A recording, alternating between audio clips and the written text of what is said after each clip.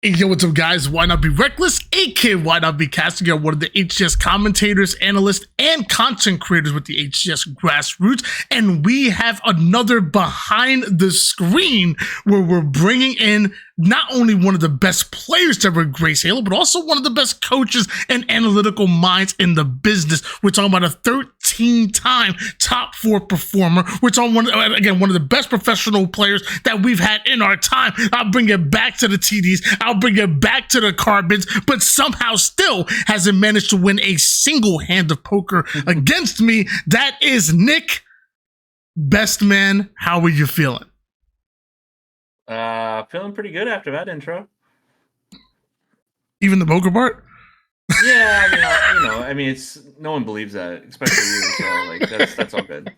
I want to start off with talking a little about Shopify Rebellion. I want to do here for the audience. I want to ask you a few questions about you and your team, and then we're going to talk about almost all of the Rostermania moves that's happened between the top rosters. I'm gonna be picking your brain, especially as a coach, because you're the one that's to go up against some of these teams. So I think you obviously add some valuable information there.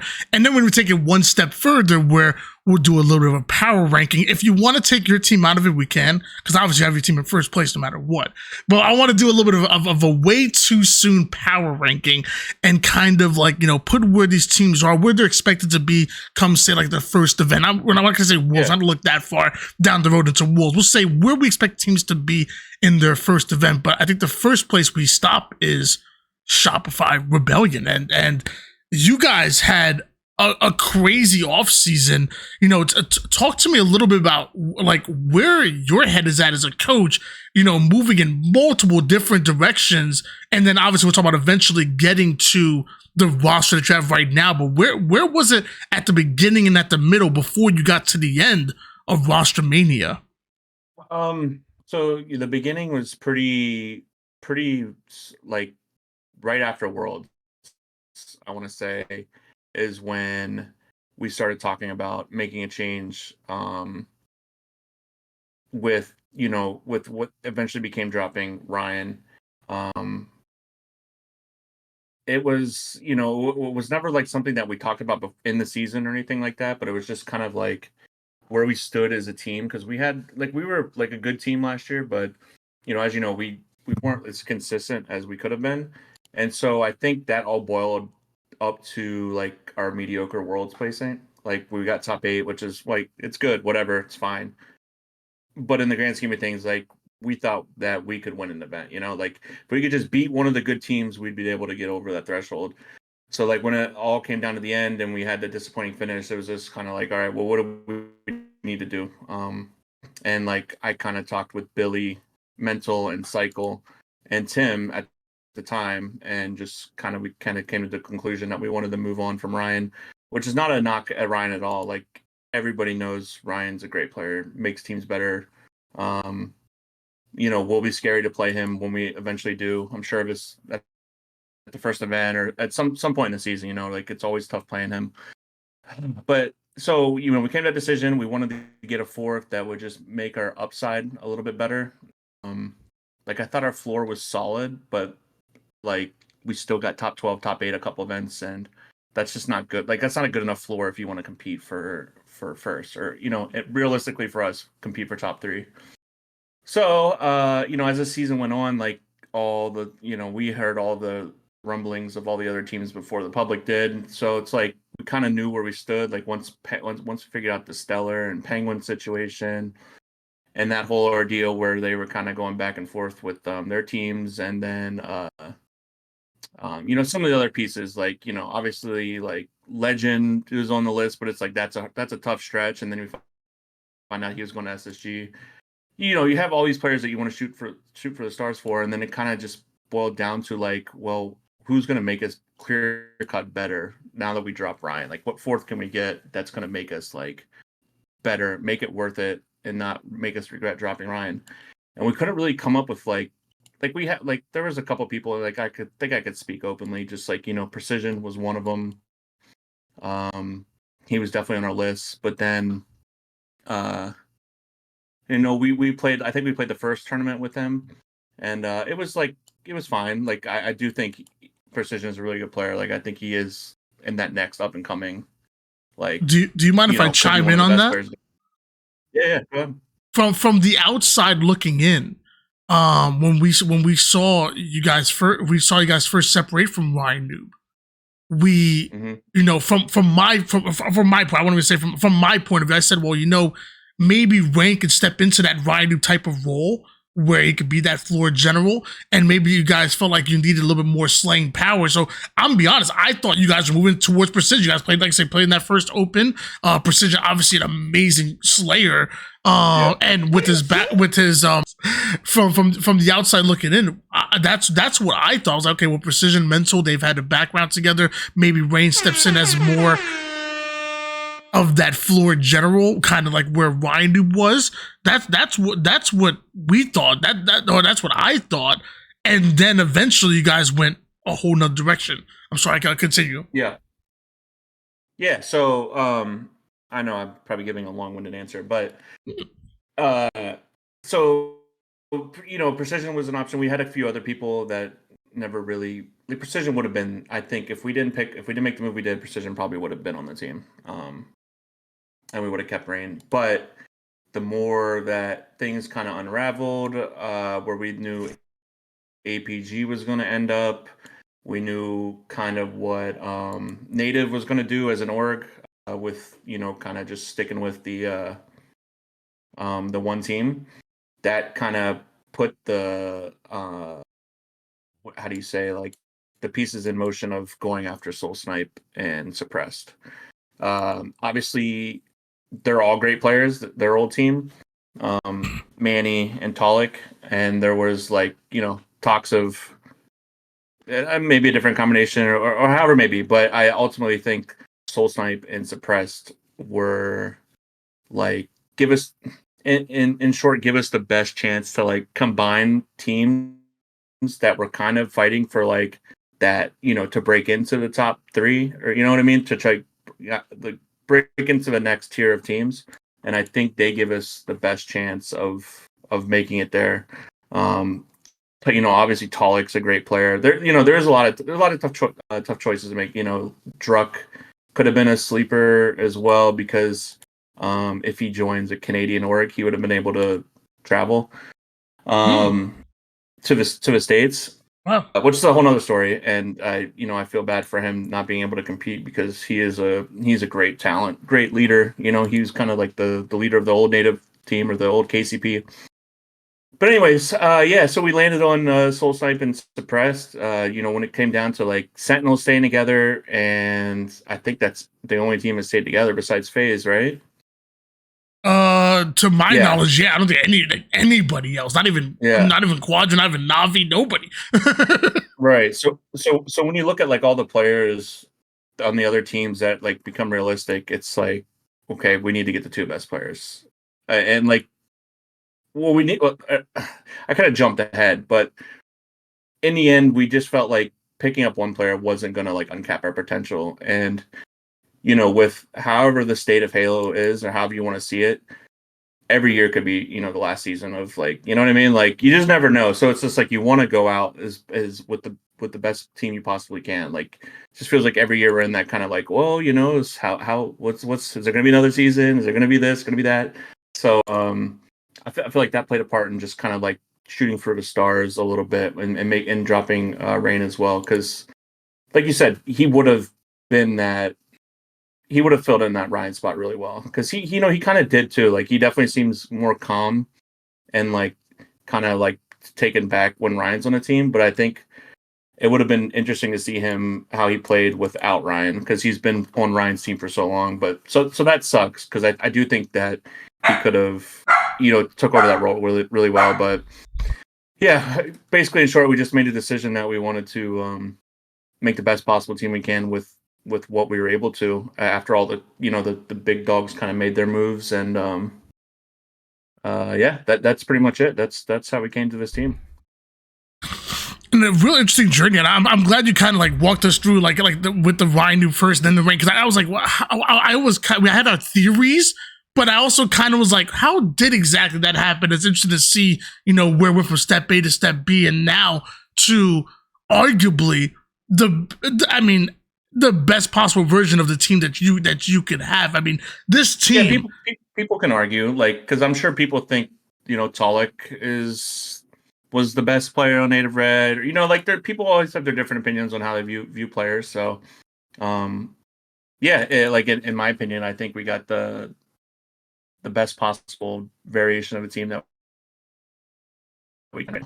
And I'm gonna agree with you. I'm gonna be on your side of the argument because I love what Mental and Psycho brings to the table. I think Mental still brings that championship type of mentality. He's been there, done that, maybe in a different esport or multiple different esports. But he's a veteran.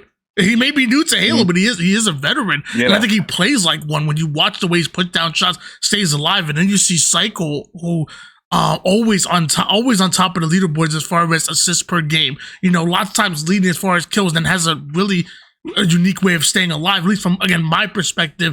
And then I see Soul Snipe and Suppress, where just damage dealer, high IQ, great with objective. I see Slaying in the Slayers. I see so much objective efficiency when it comes to this squad. Like, if this team gels, which so far we've already seen one tournament, and you guys won it. Yeah. So if this team gels, it's gonna be damn good.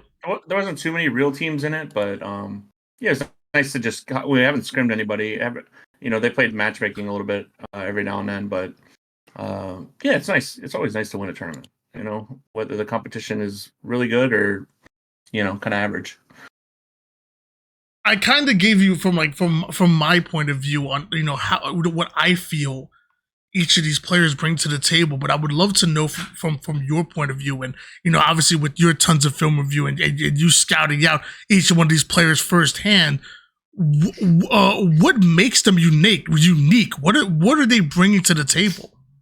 Yeah, I think in terms of our team, the uniqueness is kind of like, well, how I see. So first, another thing I didn't mention is like I kind of wanted to get Soul Snipe out of his element. And, he's on the same type of team forever now, right?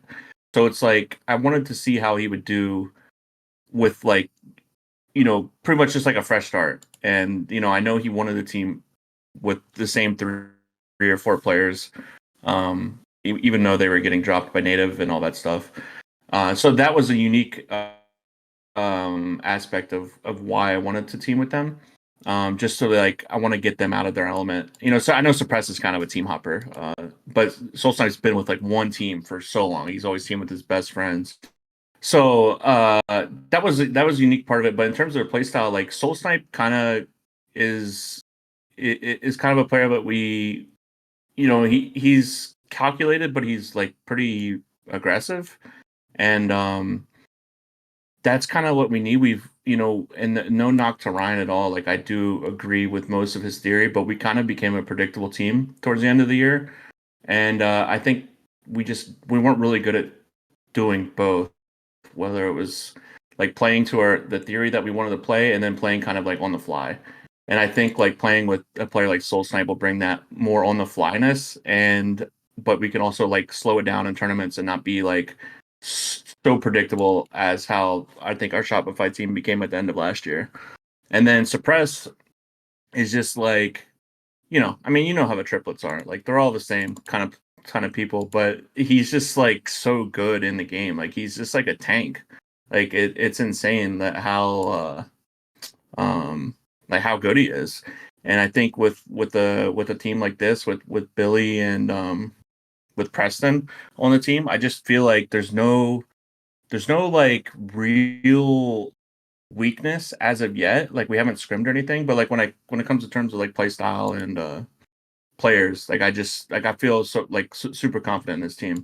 And once scrimming starts and all that stuff, I'm sure I'll have a different opinion. We'll be able to see what how we are and what how we play and how we're playing against other teams in real games. But as of right now, I'm super excited. I'm so happy that there's one thing that stuck in my mind from that answer, and I kind of alluded to it before. I see your team being very good at Slayers. I definitely see your team being very objective efficient as well. And I love the fact that you talked about not being predictable and being able to adapt. Your team is very versatile. And I think that's very, very good. And I would probably say oftentimes underrated when it comes to competitive Halo, especially as things are going to be changing so much between every other team. The fact that I think you guys will be able to play one way, be able to say, hey, you know what, this is not working, let's go a little bit of a different direction. I think it's going to be really important, and we're going to see that. Sorry, dog's crazy. We're going to see that throughout the season, and the fact that I think you guys are already going to have a very good start, but I also see you guys getting better and better as time goes on. Yeah, that's the plan. So like in short, I think the big thing is our team last year had a lot of potential, but I think we just kind of played towards the play style too much. And in tournaments, when you watch the top teams play, like they slow it down. Like when you watch Optic or like the what's the series, FaZe versus SSG, like they're not playing like scrims, they're playing completely different. There's almost a meta within the top 3 that some of the other teams are missing. And like I think that's what's going to be key for like the teams outside of the top 3, like Sentinels and Quadrant and us and the rest of them, is like trying to figure out how to like get to that level of like, oh shit, we don't have to play, like you have to play different than scrims almost. Like scrimming is good, but like over scrimming and playing slayers and all this other stuff, it's all different at tournaments. And I think that's where we didn't adapt, because when it came down to tournaments, that's where we struggled. But we did so well in scrims. Like we were such a good scrim team last year. I'm sure if you look at our record from when we picked up Cycle to Worlds, like we were probably one of the best teams online. Like it was insane. But when it came down to tournaments, we just we just didn't live up to our potential. So with this team, I think we get the right players of like being able to adapt to that turning play a little bit better. If that makes any sense. Oh no, it makes perfect sense. And speaking of, I just think that's like where the big drop off is between the top 3 and like outside of top 3. It's like, I think like Sentinels beat a couple of good teams at one of the tournament, but like other than like Quadrant beating Optic, but like other than that, like it's just there's always just been this clear cut, the big 3 and then the rest. And I think that's what everyone's going to be fighting this year for. Speaking of tournament time, we have seen one tournament with you guys playing together, and you kind of alluded to the fact that no scrims, so no real practice. Just go in there. Let's just see how it goes. At least from it seems like from the outside looking in. And you're talking about a tournament that featured, an all-star roster of Stellar, Frosty, Boo Boo Dubu, and Diagram, 2 MVPs, one of the most fundamentally sound players, and one of the young guns. Mm-hmm. I mean, Diagram online might as well be Ogre 2 in his prime. So I mean, that is a really good team. You know what I mean? Like that is a really good team. And unfortunately, I wasn't even here for the tournament, so they played without me being in the call. So I watched the rebroadcast later because I had plans that day, so that sucked. But yeah, it was good games though. Well, on and not just them. I mean, you had Open Team, Sab, Gilkey, Suspector, and Swish, which could have been a roster, or maybe could be. I don't know what's going on with them. And G1, and then Incognito, who we're assuming is going by Complexity. They've been scrimming. They with under Complexity banner. They've had Ashes sitting in with their scrims. I think it's not too far to say that it's maybe Complexity, and you guys come out, with a big win. Now, how much do you put on that? Did you expect to win it, or you kind of just like, let's find out what happens when we get to the real tournament, when we get to with more partnered and more pro teams signing up? Yeah, I don't think I had any real expectations, but like after looking at the teams when the tournament started, I'm like, I think they should win. Like I think the 2 teams in the finals were who I expected to be there. I thought maybe Complexity or Incognito could have been there as well. I don't think we didn't play them at tournament, so that was the only team we didn't play that was an actual potential real team. I think all the other teams all the other mix of players that we played have kind of moved on to their own thing. that Gilkey team, like playing with Cloud9 now.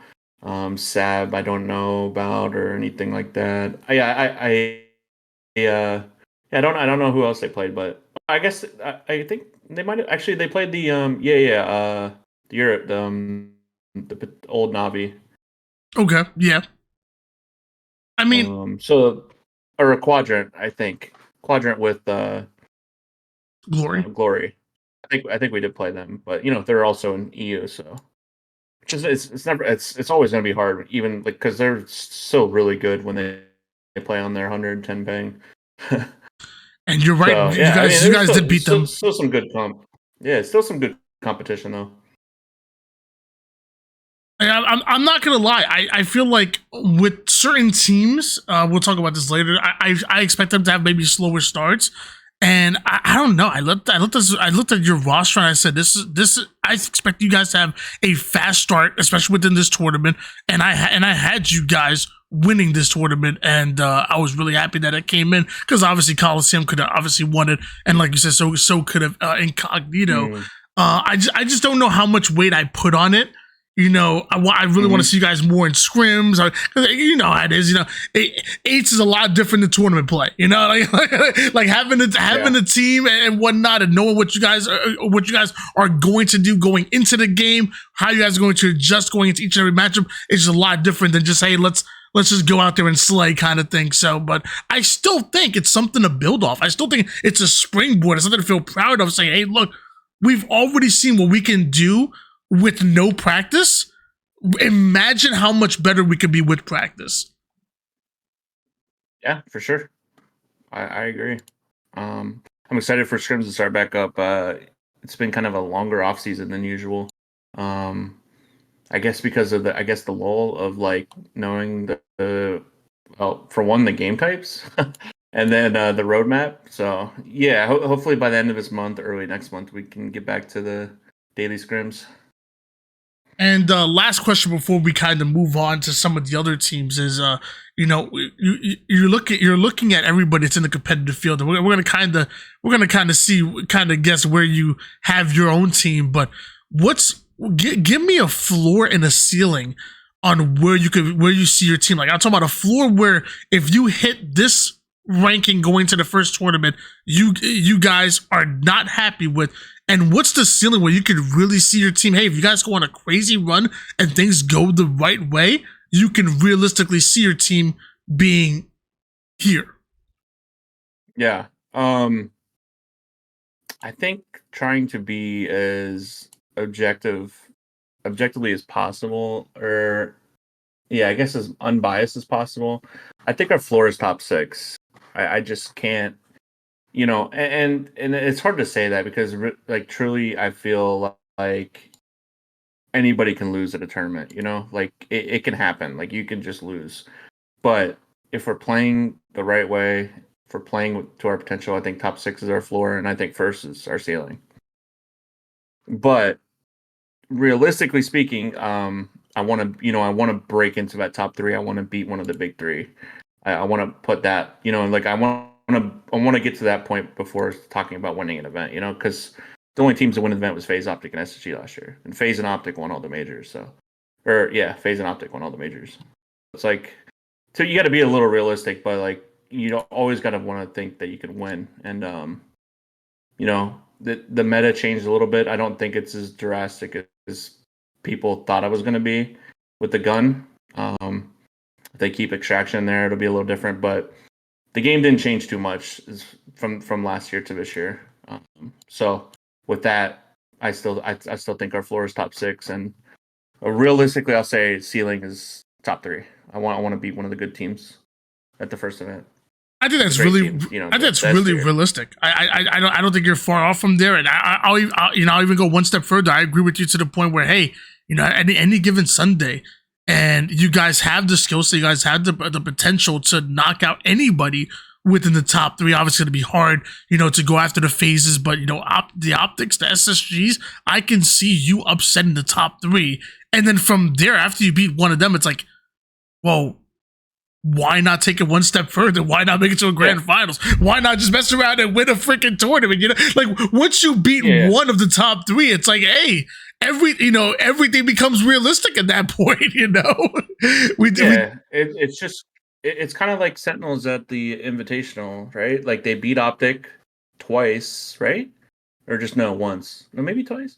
They beat Optic, and then they beat FaZe twice. And then it's like they're sitting in the finals. You know, like it's like once you beat one of the big three, it's just like the floodgates kind of open. And I think that's kind of where how I sit right now. So, well, we've been talking about some of the teams. We're talking about some of the other teams. I want to actually go in and really just hammer down on Rostermania and what has happened since then. We're going to really go team after team. One being no surprise, FaZe not making a change. Still have Renegade, still have Frosty, still have World 2, still have Snakebite. I'm not surprised. I'm sure you're not either. You know, they're coming fresh off of that amazing Worlds performance. Eight games in a row after losing the first two, and Renegade looking like the best player in the league, Snakebite the best overall player in the league, and and obviously World 2 and Frost going to bring to the table the slays, the mindset. I couldn't see a world where FaZe make a change. Right. There's no way they make a change this year. Like this will be the roster all year. I just you saw them struggle a bit last season. But I think that's going to be their absolute worst. Like their absolute worst is going to be maybe a random top 6 or 4th. But I just think they're too good to make a change. Like there's just nobody that they can drop. You know, like there's just nothing that makes sense. So this is going to be the team all year. It's going to be the team to beat. Going into a matchup, with FaZe, and again being realistic, what makes FaZe so good? What makes them so hard to beat in a best of 5 or best of 7 series? I mean, they're just way too good at Slayers. Like it's when you have 2 in a best of 5, like you got to win 2 Slayers. Like it's so hard. We took them. We went to Game 5 twice with them at Fort Worth, the event before Worlds, and it took everything to get there, and we still couldn't win. It was actually pretty crazy. It's just the slaying power is pretty much is the big thing to me. To just put it like Renegade, Royal 2, and Frosty on the map. Like if they're all playing average or above, they're so hard to beat. And then PJ's kind of just the glue guy, the IGL, the stereotypical around guy is just always going to be solid. And even he has his events where he's he won MVP at the one of them that they won, right? Like you're winning MVP on a team with Renegade on it. It's kind of insane. Just the slaying power alone, they're just so good at getting kills. They're so good at being strong on the map. They don't mess up, and that can go for the other 2 teams as well. They don't fuck up in game, as simple as that. They're just they're too sound. Strong on the map, slaying, and having Renegade. Pretty much it. It's funny because we us on the desk, we talk about after games where we kind of be nitpicky about the FaZe roster, and we talk about there was one there's one opportunity where they weren't really all that objective efficient, but eventually they just slayed their way out of it. And it brings back to this old McWin quote I had when I interviewed is it's hard to be objective efficient when you're dead. And that's kind of just that's how FaZe go on the map. They're gonna keep killing you, and eventually, the objective's there, might as well go for it, kind of thing. And I feel like Snakebite's really taken the lead when it comes to the objective, even though the team plays better when they're spreading it a little bit more. He's still kind of the top objective player for their team. And going into an SSG, I think I can see SSG kind of taking a similar route where Eco takes a little bit more on that objective, bringing in Legend in place of Penguin, because Penguin it can slay out. He definitely can. We've seen him do it time and time again in the Slayers, but he's also been proven to be one of the better objective players in the entire league. And I think maybe Eco will find himself in a spot similar to Snakebite, where he's taking a little bit more of that role, while also being that in-game leader. Talk to about SSG bringing in Legend in place of then Penguin now going by Dead Zone. Yeah, I agree with that. And to go a little bit further, like Legend is a great objective player as well. He won best objective at an event, so it's not like he's just a slayer, like bringing slaying power. He's still putting out most damage, having a high KD, and still getting a lot of ball time. And I think that's going to be like that's a great replacement for Penguin. Like I think obviously Penguin is an amazing player as well, but if they wanted to, if they thought that they were getting a little stale, I think this is like the perfect pickup for them. I worry about the language barrier a little bit because I thought he was the worst when it came to English on their team, but I could be wrong. I just don't think that's just kind of being nitpicky. I think I still think they'll be. I think they improved. I honestly, it's weird to say, but I think Optic and SSG both improved a little bit. Like I think. I mean, Optics won 3 events last year or 2? They won the first event, and then they also won the last event going into Worlds. So 2 to my knowledge. Okay, so only 2. So 2, 2, and 1. Is that how it went? 2. Yeah. FaZe 1, 2. Okay. Yeah. So I think I still think I think Optic did get a little bit better. I do think APG was, I don't want to say a scapegoat, but when you don't win world, I think he set up best. Like losing worlds in that fashion pretty much solidified them making a change. I think if they would have got second and it was just like a normal second, I don't think they make a change, but I could be wrong. And that's fair. It was kind of a bad loss is pretty much how I see it. But who knows? I don't know the ins and outs of the camp. Like who knows what's going on behind the scenes with all these teams. I'm friends with Formal, but I'm not friends with anyone else on the team really, besides saying hi at events. So I'm always curious of like what's going on with everybody behind the scenes, because that's always an interesting part. Yeah, I think you brought up a really great point. We're talking about what the language barrier might be like, because I feel like all of Quadrant actually spoke English really well, but there's still like the fine tunes of I never heard that phrase before. I never heard that word before because it's maybe a common American slang that isn't just dictionary given. So I can see language barrier being a little bit of an issue, but for the most part, I think Legend kind of fits right in as far as that. I like the fact that you said both SSG and Optic did improve, because I feel like although SSG might have made a little bit of a higher risk, maybe a higher reward kind of move, I feel like Optic went a little bit more of a safer route, which we'll kind of talk about. We'll kind of talk about after this.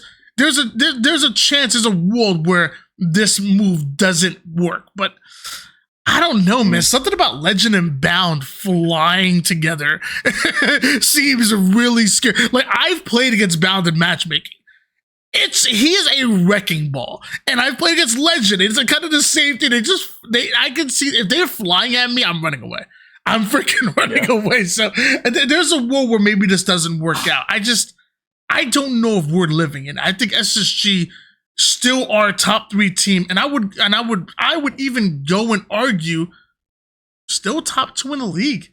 I think they're really freaking good, and they were already damn good with Dead Zone.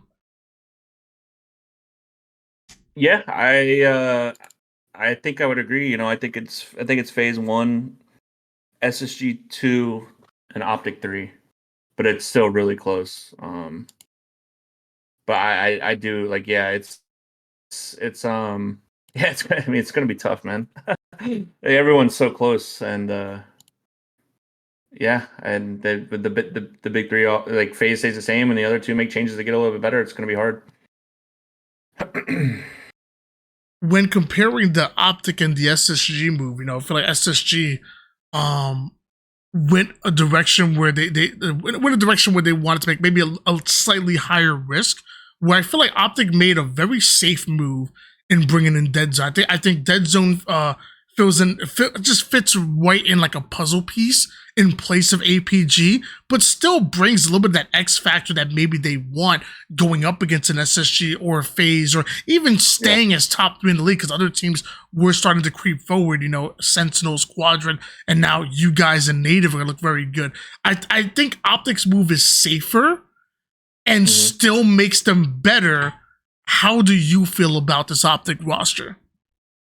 I think that's a perfect take. I think they could have maybe tried to poach, someone a little bit younger, or like, a little bit riskier, I guess. I don't know who it'd be. Like if it were like a cycle or something like that. Like I'm just throwing out names. If they could have went that route, but I think like going Zane makes them so that they get a little bit better, but their floor still stays the same. Like they're still gonna, like, they're picking up a player that's competed against the best, but they still get a little bit better. Whereas like if you pick up a player that may have not been playing like the top, like something like Cycle, like his obviously potential's through the roof, but he hasn't been playing in the finals every event. You know what I mean? So it's like it's a little bit riskier. You're picking up a player that's not used to playing those players. So I think like your take is perfect. Like I think you're spot on. Like they pick up somebody that's a little safe, but they do get better. All right, I'm gonna test you a little bit, but I'm also give you an out. Feel free to say no comment if you want. But I want to know. Wait, sorry, my dog just jumps right in my lap. Like he just wants to be a part of the video, apparently. Just so.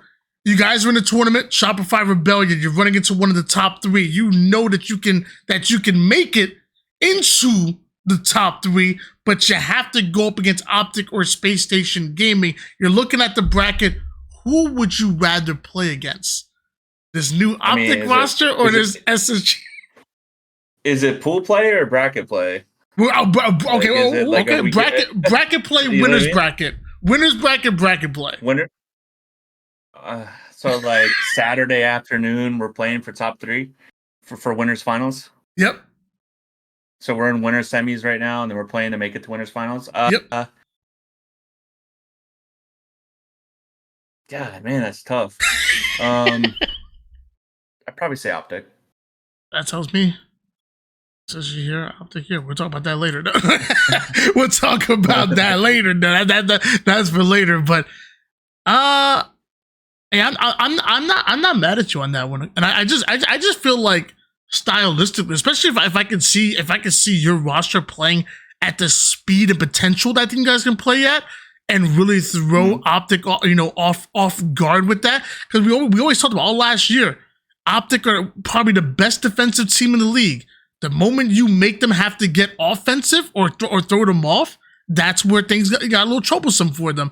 And I think it still could be the same type of thing. And I could see you guys really throwing them off their rhythm, where I trust SSG more if they have to speed up their gameplay out of nowhere. That's just my random thinking and whatnot in my theory crafting. So I agree with you on that one. I would like you guys versus Optic more, but again, we don't know. It's way too early. We can get into tournament play, and who knows what the hell happens. I say Optic based on like a little bit of game theory, but a little bit of matchup as well. I don't think we played SSG well at all last year with at least R2, and I don't think Native Red did either. I could be wrong. I think we did play Optic a little tough at a couple events, but they definitely got I'm trying to think of the last event we played them. I think we played them at the SSG tournament, and we were just terrible there, and they had 3-0'd us pretty badly. But like besides that, like we played them pretty well online, and they are a good online team. So that's kind of my reasoning. It's nothing to look into too much though. Like we're gonna have to get a lot better to like consistently compete with them. So yeah. I don't want anything to come back and bite me at the first event. It's like, oh, you wanted to play Optic, huh? Here it is. Just to invite you guys to imagine, that'd be hilarious. Playing on the HCS screen. Yeah, but like we played, we played FaZe pretty well at Fort Worth in pool play and for top 4 and lowers bracket, and we play them at Worlds, and they were just completely different team. Like it was insane, like how good that they got at Worlds, and like how they were just clicking so well together.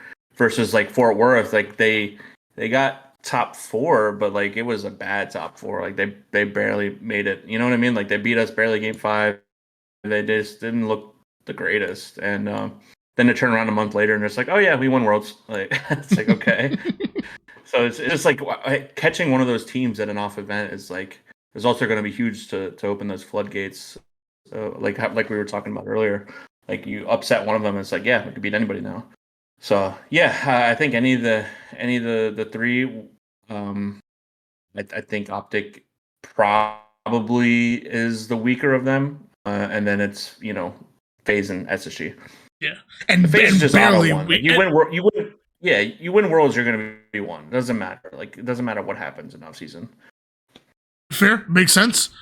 Just to remind you guys at home, we were talking about FaZe didn't make any change whatsoever. SSG did steal Legend from Quadrant, the #1 team in Europe. He's going to be competing under the SSG banner. Optic have taken Dead Zone, although going by a new name, was formerly Penguin of that SSG roster, in which Legend did replace them on. And we talked about Shopify so far, keeping the core of Mental and Cycle, but getting rid of the old heads and getting a little bit younger. We're bringing in Soul Snipe and Suppressed. Now moving into Native Gaming, who it might have the widest range in the freaking league. If somebody told me Native had a bad tournament and ended up top 12, top 16, I might believe that. If someone told me Native had a great tournament and made it into top 3, I believe that. Like, I feel like legitimately, I'm interested in seeing what Native have to offer, especially going into Halo Infinite. Obviously, this old Renegades roster, which was a top 3 roster for so long, and have done so much in the past, now coming in with McWin, fresh off of that year off and having a great year 2. Collect, same thing, a fantastic year 1, an amazing year 2 for Collect. APG out for revenge, being left off of that Optic roster, I'm sure. And Neptune coming back from Call of Duty to rejoin Halo. And talk to me about Native. Yeah, I think, I hate to give you credit again, but I think you said it best. And I think that they would probably agree. Yeah, I just think like they're taking a little bit of a risk. I think that it's a long-term thing for them. Like I think their expectations are probably not like as high as some of the other teams. Obviously they're going to want to win, but like it's going to take time. Like Neptune's he's like on the brink of like a generational talent. Like I'm pretty sure he was Bound before Bound, like they were a duo back in H5.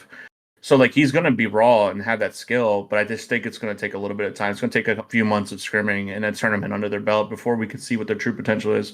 But yeah, like they could be top 12 or they could be top 4. So somewhere in between there. As of right now, like I like the play. I like what Miklin was trying to do. Bring back his old team plus his the future and collect. So yeah, you pretty much said it best. Top 12. I mean, top 16. I don't know. Like you just never know. Like it's so hard with a player that missed 2 years of Halo Infinite. Like it's going to be a little tough for sure. And I'll maybe I can get you to disagree with me on this one. So going into top 4, I have Native, Rebellion, and Sentinels as the top 3 teams fighting for, and this is at the first event, top 4. Now, I can see a world where maybe Native underperform at the first event. I think Native are going to get better. I think you guys and Sentinels, I like in a matchup against Sentinels, but at the same time, it's kind of coin flippy. I think you and Sentinels are damn good. And I think in the first tournament, I see you two fighting for that top 4 position. But then eventually, I see Native kind of reemerging within that conversation over some time and just simply getting better over time. But we'll kind of talk about this later. But as far as the fourth place spot, I was very confident in my top three. After that, I'm like, oh shit! I don't know who to put in that fourth place spot, but I guess we'll talk about that soon. Yeah, I don't know. I think I want to be biased and say us, but I want to give respect to Sentinels. Like they got top 4 worlds. Like they got top 8 at the previous event before it, but they had played FaZe for top 6. So like I got to put respect on Sentinels' name. Like I think they're 4th right now. But I obviously want to see myself there. I want to see my team there. But I just think like if you're going off results and consistency since they made this change, they got really good. Like they had chances. Like they're really close at Worlds. Like I think they had a 3-0 or 3-1, but they were close games with some of the best. So I think I got to put Sentinels at 4, even though I do want to put myself there. Okay. Oh well. Okay. We already got that. All right. I was gonna say that for later, but yeah, okay. You wanted to skip to like the others. Okay. I mean, I think it's like pretty. I think it's pretty easy to say. Like if you just look, they got 4th at Worlds. They got 2nd at SSG. They got 3rd or 4th at Arlington, right? So like 3 top 4s and 1 top 8 with an unlucky bracket, right? Because the Fort Worth bracket was all messed up because SSG lost to LVT in pool play. That pretty much messed up the whole bracket. And then so they had to play SSG in FaZe, and that's unlucky, but it happens. I think, and this is me just way too early theory crafting. I know Sentinels more than I know Rebellion, but way too early theory crafting. I like Sentinels slowing the game down more than I like than I like you guys slowing the game down as far as defensively.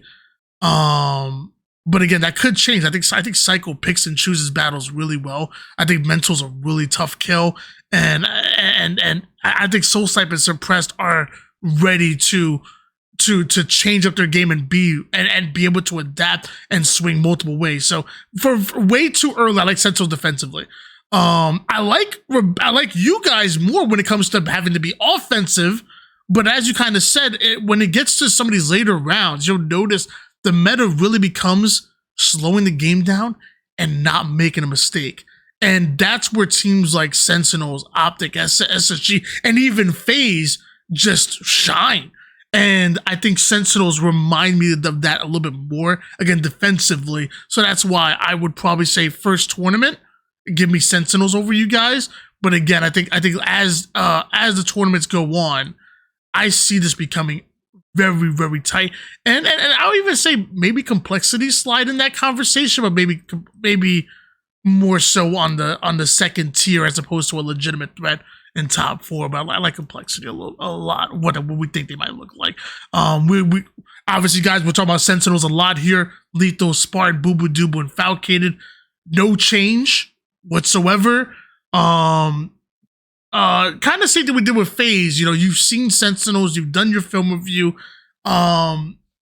Is there anything outside of what we just talked about that makes Sentinels so good? Is there anything you want to add to, just the conversation if the viewers watching Sentinels, what should they be looking out for that makes this team unique? I think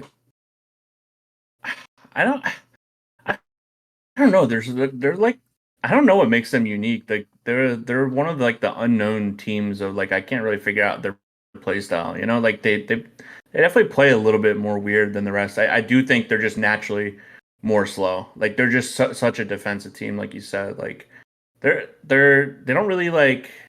I don't know. Like they have a lot of X factors. I think that kind of goes into play. Like I think it's literally a team of 4 X factors.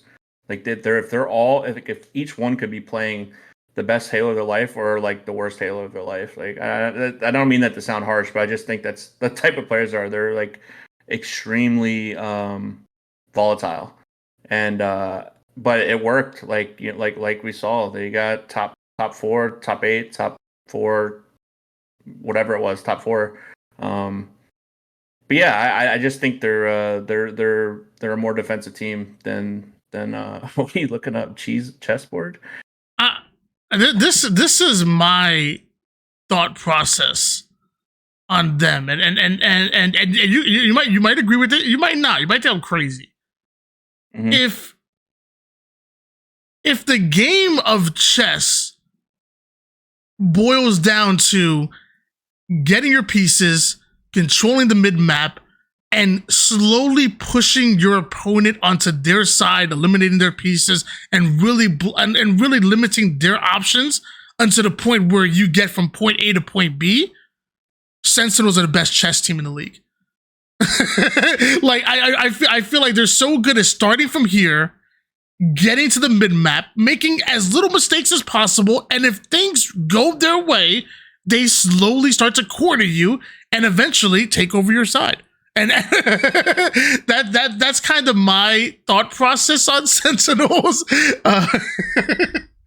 Yeah, I get it. I get that take. I think they're a weird team. It's just hard to figure out. Like I don't know.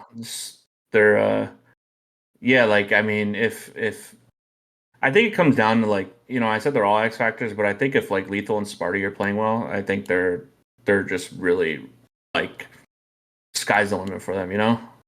Because I think Boo Boo and Falcated are like just pretty, like their floor is like what it is, you know what I mean? But they're like the ceiling of Lethal and Spartan is a lot higher. Like if they're both playing well, it's like they can beat anybody. But yeah, it'll be interesting to see. I don't even think Lethal's played Halo since World, so it'll be interesting to see how they are this year. Going in from Sentinels, and this is where we're gonna get a little wacky, guys, and kind of stay with me. Right now, we know SSG, Chick, and Sika are signed under Quadrant. Mm-hmm. We've seen over every open tournament, they've been competing with Glories, and eventually found out Legend no longer competing with that Quadrant roster and going over to SSG. Glory makes up that SSG T, the S being Sika, the S being SLG, the G being Glory, and the T being Chick. That was SSG T. I'm going to talk about Quadrant, if it's okay with you, as if they have Glory on the roster. And I don't think it's far-fetched. So talk to me about Quadrant and with Glory, because I feel like I'm sorry. I'm going to allow you the floor here, and maybe I'll piggyback off it, and maybe you'll agree or disagree. How do you feel about Quadrant Glory instead of Legend? What did you say before you said that? You I was going to say something, but I said I was going to say something about I want you to have the floor first, and then I'll respond. I feel like I've been giving my take first a lot recently. Okay. I was gonna say, do you have like a hot take or something? Like, what's going on here? Like, you think they're gonna be better? Not really. I think so. I'll give my take first. So I think Glory with Na'Vi. So in my opinion, I'm gonna be honest with you, Na'Vi were atrocious. Like I feel like Na'Vi. I guess maybe this is my hot take. I guess Na'Vi. Every freaking event I said, you guys haven't seen how good Na'Vi are. They're gonna step up. They're gonna do their freaking thing. They're gonna do. And every single event, I was wrong. And they constantly performed. They constantly did not look like the team that they were supposed to look like on LAN. And being that they were supposed to be a very good LAN team, it was very upsetting as somebody who kept putting my freaking eggs in their basket. Yeah. Until Glory joined. Yeah. Once Glory joined, they started moving in the right direction. I don't want to only say it was Glory, but all I'm going to say is that the common denominator was Glory joins, and this team starts looking better. Now, they still didn't reach the potential that they were supposed to, but they started to move in the right direction, and we constantly heard about how good Glory is. You know, how humble he is, how talented he is, how he fits into almost every team based on him just not having that ego. but at the end of the day, you're still filling in the shoes of Legend. And I feel like I on the desk, if I'm on the desk in an HCS, I'm gonna put my points out. I'm going to defend you. Glory, I got your back.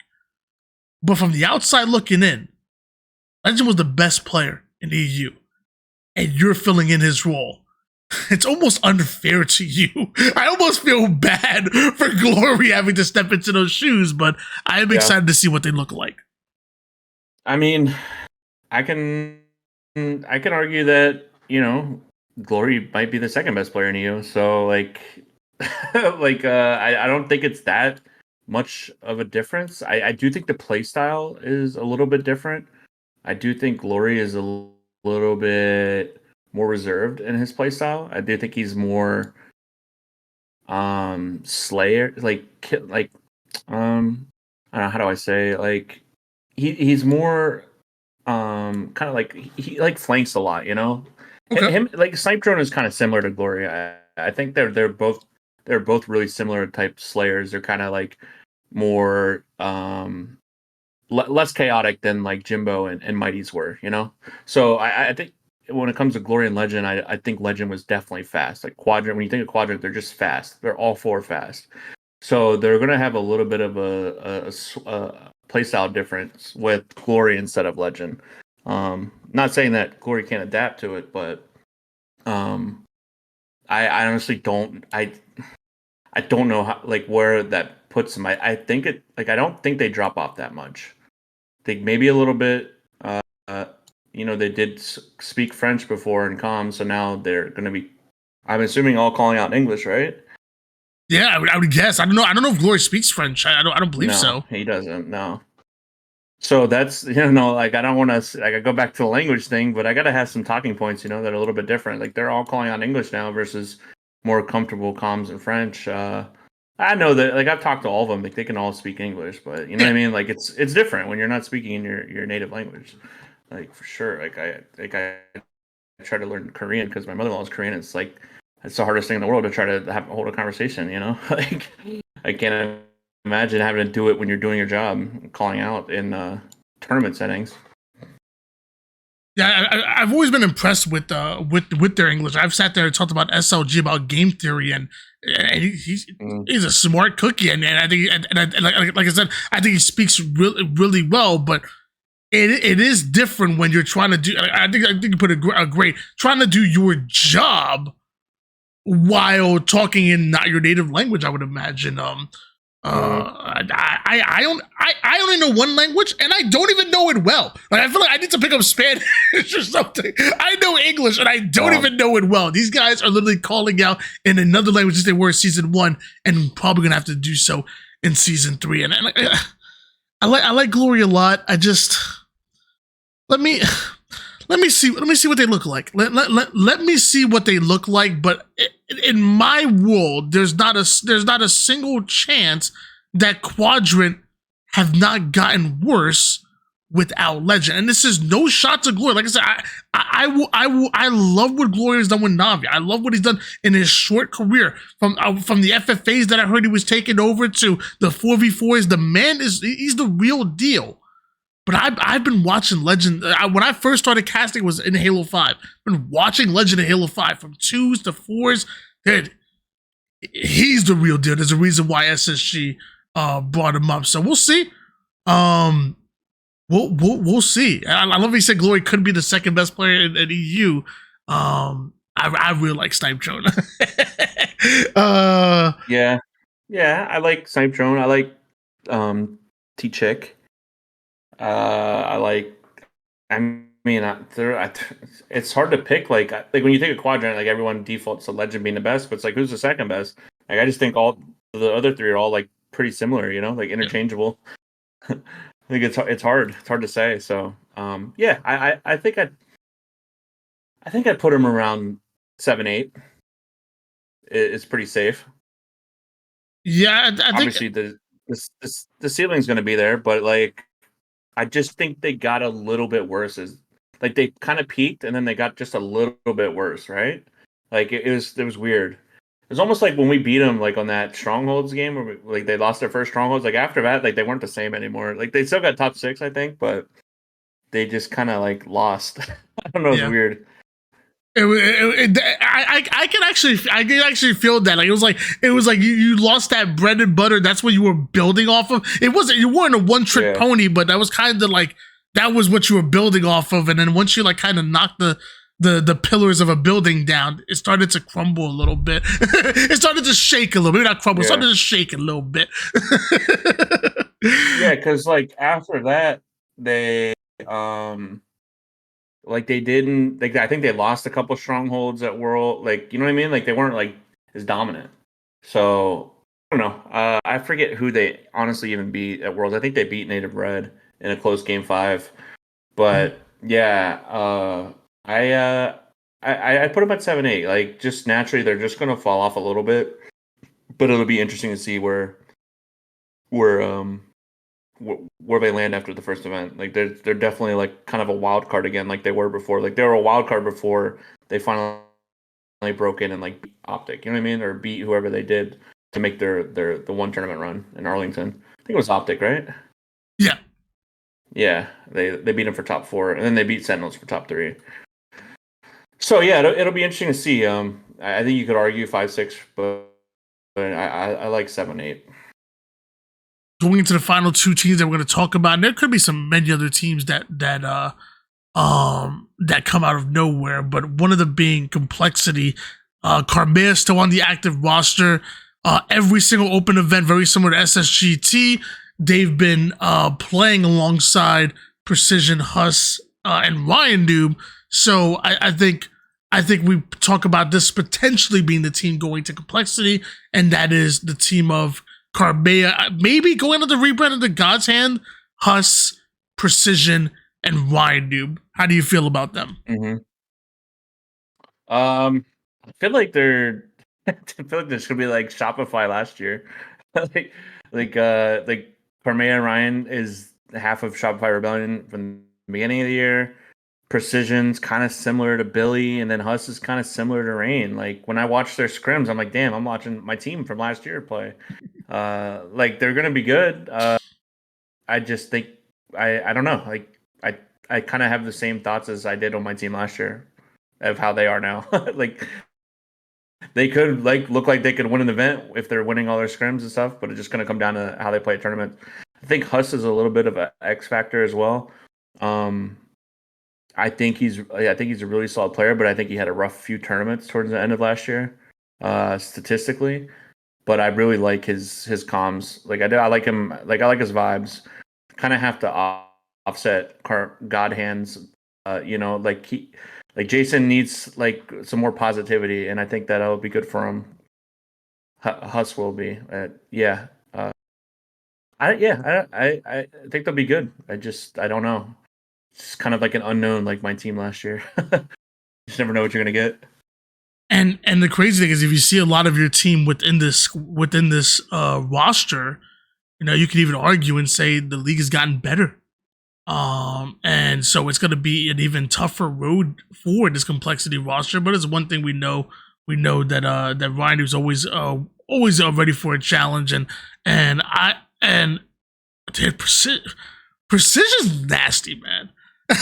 God bless. Yeah. I will watch a gameplay while casting, and it will start off with 0 kills, and somehow by the end of it, he's gotten 40, and I'm like, what the hell is he doing? What is he doing that is so different? I don't know if he's straight statting or if he's the second coming of World 2. I have no idea. Well, I mean, if he's the second coming of Royal 2, then he is statting like that. Royal 2 is a stat. Like there's no like you can't debate it anymore. Like I mean, he's self-admitted. Like that's his play style. But yeah, like I do like Ethan a lot. Like I think he's really good. You know, he's pretty similar to Billy. You know, coming from Gears, just having that raw like slaying power. little bit younger though. I think he's like 21 now, 20 or 21. Not much LAN experience prior to this last year. Like I don't think he went to Gears LANs. No, His stuff was not all one, online. not one. Yeah, which is crazy. And he lived in Hawaii So, too, so it was like, is your how good is your connection online from Hawaii? I was always wondering like how that worked. I don't know. I mean, you ask like these head case Halo players, they say precision is the hardest kill online because of lag comp or whatever. So you know, half the pros they probably think precision is the best online player, even though he's on 120 ping.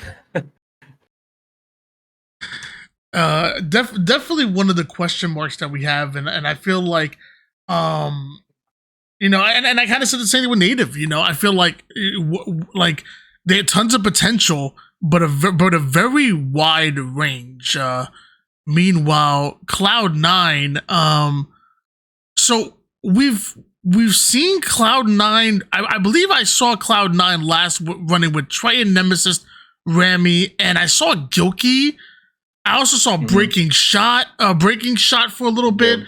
So I'm gonna be honest with you. I'm not sure exactly, you know, how we get. I know they're core 3, and core 3 has a ton of potential.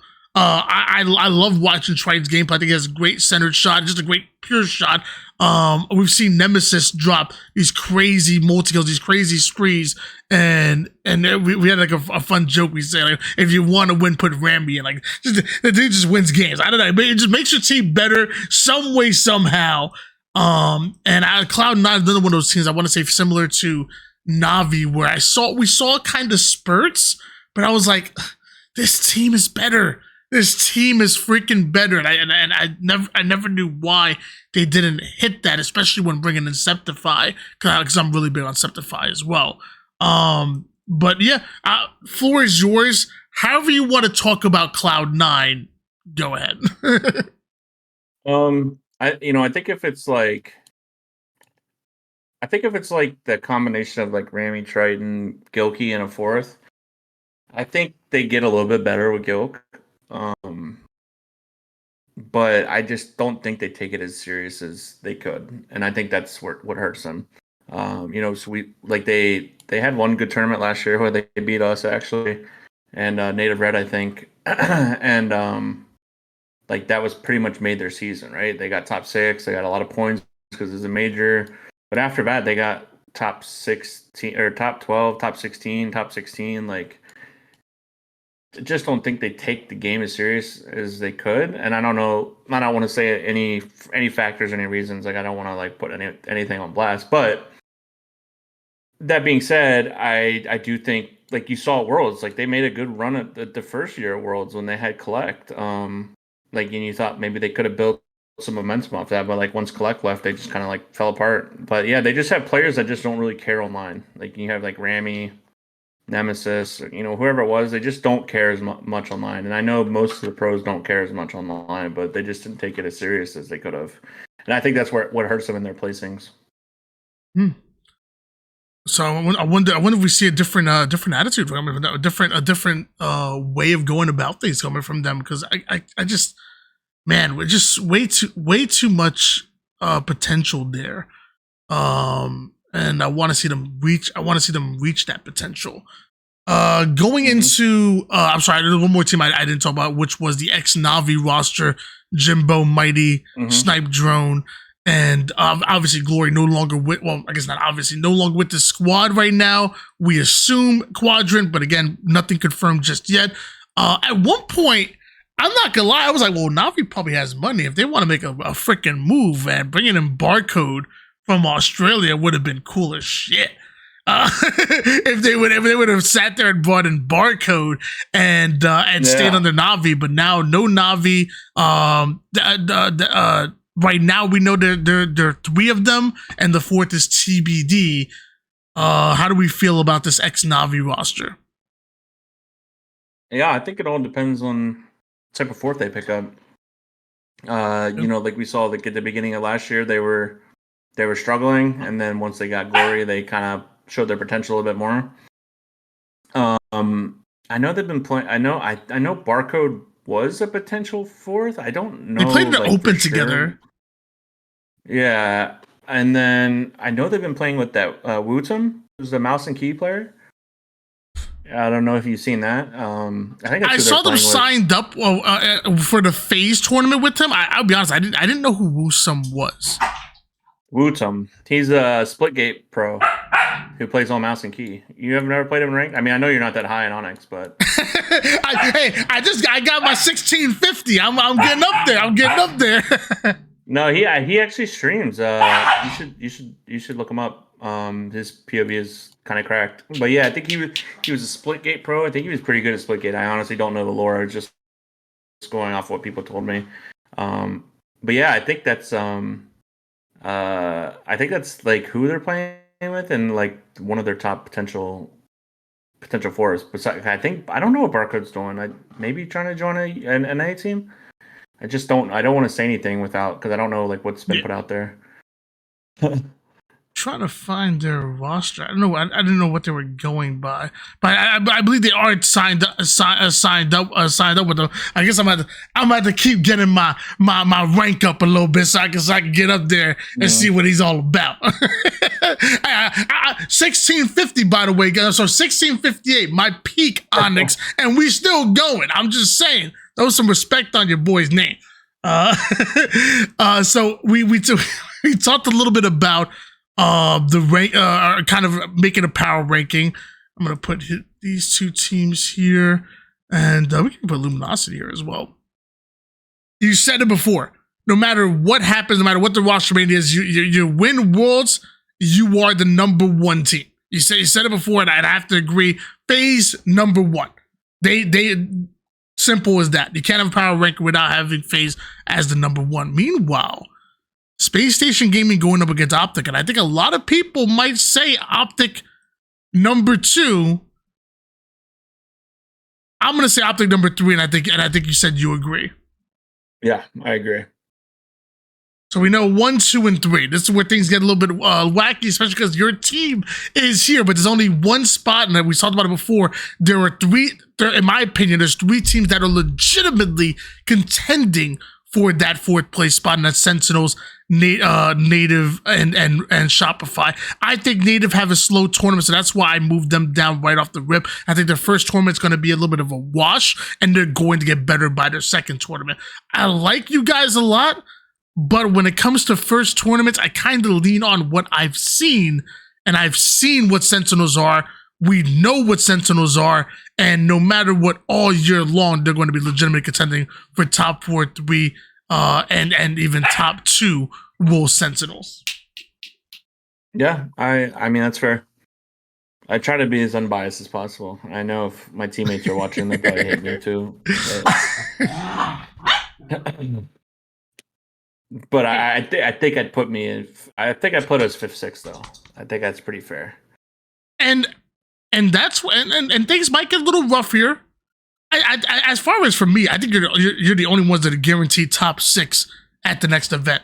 I want to put Native here, but then I still really like what could be that complexity roster. We talked about what they could look like: Incognito, Carbea, Us, Precision, and Vinoob. Love that team for a first event. I think they're going to play really well in the first event. Quadrant with Glory. Still damn good. Still damn freaking good. So I feel like... Yeah. Do you want my take? I was going to ask you what my take. Go ahead. Go ahead.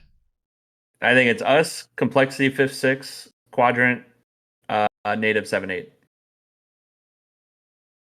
I'm going straight power rankings as of right now. Native and who in the 7, 8? Quadrant. Wow. Like, I just think these teams are too much of an unknown. Navi not having a set 4th. I mean, most of these rosters aren't confirmed, but from what we've seen, like Complexity's played in the tournament 4 times. Native has been announced. Quadrant is pretty much unofficially official, I would imagine. I just don't see them going another route. Luminosity, and the team we didn't talk about, could very well be a top 8 team as well. They got a lot better at the end of last year. And then Cloud9, just kind of the unknowns of what the 4 is going to be and how serious they're going to take it. Obviously, potential. Every team has potential. You know, there's no terrible players. You know what I mean? Like, it's hard to just say like, oh, this team's top 16. Like anything can happen. So, but I think this looks good right here for me. This is me right here. This is what I think. Obviously, I'd want to put my team fourth to be, but I I'll have to think give Sentinels some respect. I think if this is the second tournament, I put you guys above Sentinels. I'm not even joking. If this is the second tournament, I put you guys in fourth. I just think the first. Yeah. I think the first tournament, I gotta give it to Sentinels, especially from a power ranking standpoint. And we said it's supposed to be a power ranking for the first one, but going further, I see you guys as surefire first runners when going for fourth place. I do see Native getting a lot better. I really do. And I feel like Complexity, and this is my hot take, I feel like Complexity going to start off better than Native, but eventually Complexity fall to more of like here, and Native starts to move up as a legitimate contender for top 4, floor of top 6. I just like Complexity for the first tournament more than I like Native for the first tournament. There's a lot of people that don't like it. That don't like this though. I'm afraid to post this. That don't like this power ranking. I don't even know how to say it. I'm afraid to post this. I'm gonna. It's fine. You take the heat, man. I'm gonna agree. I think for power rankings for the first tournament, I definitely agree with this. But I think we're gonna see a lot of change, especially from top 4 and below. There's going to be a lot of movement and teams that we don't even know of. There's still so many questions that I have. Where's Talent going? Where's Super CC going? What's what does Suspector and Sab, Swish, is Druck playing? There's so many other teams that so far I have no idea what they're going to look like and that are going to really upset the order. But I just realized I've actually stolen your time for about an hour and 20 minutes now. Good God. That's so good. I also just want to say, like, there is a couple other teams you missed that are playing. Like, I did see Druck, Talik, Manny, and Swish signed up. So if Druck is able to compete and that is a potential team, that would change some things for me in this. But just Swish has been playing matchmaking with Manny a lot, and there was actually one tournament where Swish like filled in for them or something, and it looked good.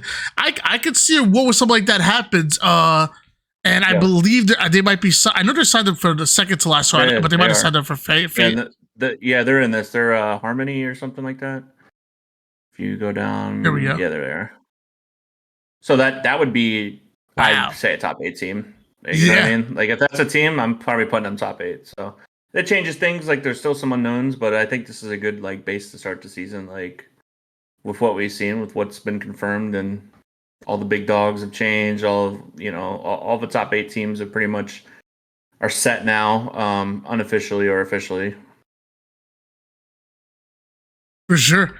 And by the way, if you get, I think Soulside was in here at one point. I don't think he's in here anymore. But if you have to talk to him, let him know. I got to do a video on it because this man was robbed at that free for all, bro. I don't know if you had the chance to see it. The man went like 30 seconds and didn't see a single person within the last 30 seconds of that free for all. I was like, yo, what is going on? Didn't even have a chance to fight for the win in that FFA. I swear I almost did a video on it because it was crazy how this man crossed from blue utility to yellow utility to back yellow to yellow fridge and saw one person. So I swear sometimes free for all, it's like you gotta go like where you don't want to go. Like you're like taking a route, you're like, let me just turn around and then see what happens. Because I swear like FFA is all about momentum and eliminating those 30-second, 40-second droughts of no kills. Like if you have those, it's just so killer because everyone's trading. Like you're gonna get somebody that's in first that's getting a kill, dying 8 seconds later, they're up shooting somebody else, getting a kill. Dying, getting up the 30 seconds, they're getting 3 kills at least, and if you go 30 or 40 seconds without a kill, you're losing ground. So free for all, that sucked for him. But let's see, he won 1, right? And then Psycho got second, and Psycho got 6 and 1, and then Soulsnipe got second. So it's a pretty nice start for the off season for players on Shopify Rebellion. First, second, and a top 6, I think. Psycho got top 6 and 1. But yeah, free for all is tough. I mean, there's some good players in it too. Like there are good free for all players and good pros that were playing in it. Stellar King Nick is a great free for all player. I think Bound played in the last one. Uh, yeah, those are actually pretty fun to watch. But I'm a free for all kid. That's how I started in Halo. We need to go back to the times where like you play FFA to determine seed. I want to see that again. Give me one tournament where we see some high level FFA action and that somehow determines your seeding within the tournaments. Give me one. Invitation. I think that could be really fun.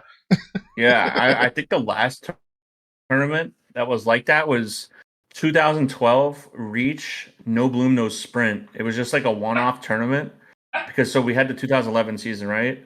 And then 2012 they kind of said that, you know, Reach was like dying, you know, like Halo was dying, like in a dark period. That's when StarCraft was booming, Call of Duty was picking up steam. But we had this one-off no bloom, no sprint tournament that wasn't a part of the season, and it was seeded by free for all. And I got top 8 in the free for all, and I think Hysteria, my teammate, got top 16. So we had like third seed because we both got top 16, and we were the only two people like that got top 16. And then obviously like if you get first, like it really weights your seed. So like we had third seed going in just because of the free for all, and it was like, you know, super fun. It was like Zealot, free for all, no bloom, no sprint. Like it almost felt like Halo 2 free for all, like midship, but not quite. It's still Reach, but you know what I mean. It was still fun. I really enjoyed Halo Reach, no bloom, no sprint. The bloom was tough. Yeah, like socially, I had fun with it, I guess. But I was also like, I pretty much only played competitively when it came to Halo Reach, and it took them 7 tries, but they eventually got it. Maybe just a little too late. Yeah. Then the maps were horrible in Reach. We were playing all Forge maps pretty much. Oh my gosh, yeah. Competitively, like it was all Forge maps, and then Zealot, Countdown. And I think that was it. Zealot, Countdown, and Forge, and then they put in Penance at one of the events, which was Damnation remake. You know, that map was horrible, and that's when we had vetoes too. We could veto maps, so everyone vetoed that map, and I think Battle Creek maybe didn't get played that much. Oh yeah, Battle Creek was. Oh no, that was Forge. Never mind. I'm sorry, that was Forge. No. That was a map. Okay. That was a 343 map. Bungie. It was Bungie. I sucked at it. Oh my gosh, I sucked at it. Because I never played Halo 2. Oh my gosh, these two are so annoying. I never played Halo 2, and I was so bad at Battle Creek. So bad. Yeah, it wasn't a great map in Reach, honestly. It wasn't a great map in Halo 2. Like, it was fine, but it wasn't the best. Because, like, the red side was so overpowered because you could get up on rockets and control that side. And, like, if you get them trapped at blue base, it was just so hard to break a setup. But, yeah. Anyways, we could wrap this up.